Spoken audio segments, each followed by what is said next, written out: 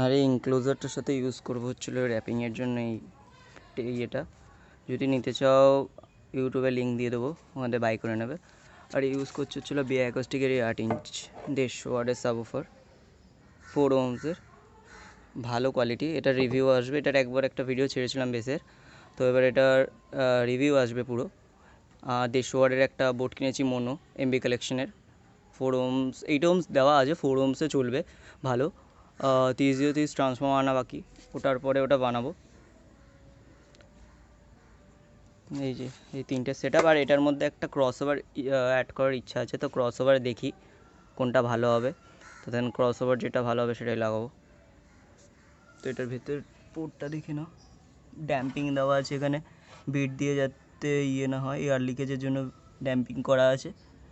R would face দেওয়া আছে, সিলিকনও দেওয়া আছে এটাতে, 22 mm MDF দিয়ে বানানো। তো পুরো এটার তৈরিটা নেক্সট ভিডিওতে আসবে, এটা পুরো তৈরিটা নেক্সট ভিডিও দেবো, দেখতে থাকো গাইস।